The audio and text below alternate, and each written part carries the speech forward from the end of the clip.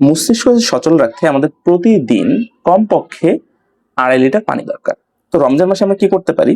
আমরা ইফতারে 2 গ্লাস পানি পান করব, ঠিক আছে? আর ইফতার থেকে সেহরি পর্যন্ত মানে রাতে আমরা সারা এই পুরো সময়টা জুড়ে আমাদের 4 গ্লাস পানি পান করতে হবে। আর সাহারিতে আমরা 2 গ্লাস পানি পান করব। তাহলে এই যে 2 গ্লাস সাহারিতে, 2 গ্লাস ইফতারে, আর ইফতার থেকে সাহারির এই মধ্যবর্তী সময়ে আমরা 4 গ্লাস, মোট 8 গ্লাস পানি কিন্তু আমাদের হয়ে যাচ্ছে। সো আমাদের যে পানির রিকোয়ারমেন্ট সেটা কিন্তু এখান থেকে আমরা খুব সহজেই ফুলফিল করতে পারি।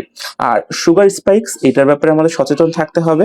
আমরা যদি অতিরিক্ত চিনিযুক্ত ড্রিঙ্কস যেটা যদি পান করি তাহলে আমাদের রক্তে ইনসুলিনের মাত্রা কিন্তু অনেক বেড়ে যায়। সেই ফলে ইফতারের 1 ঘন্টা পরে আমাদের প্রচন্ড ক্লান্তি লাগে। আমরা দেখবেন ইফতার পর পরে গাটা মানে শরীরটা পুরো এড়িয়ে যায়, আমরা বিছানায় তলিয়ে যাই। সো এরকম যদি পরিহার করতে হয় সেক্ষেত্রে আমরা চিনির শরবতের বদলে আমরা ডাবের পানি পান করতে পারি, লেবুর শরবত চিনি ছাড়া। আর দই বা চিড়া এইগুলো আমরা রাখতে পারি আমাদের খাবারের লিস্টে।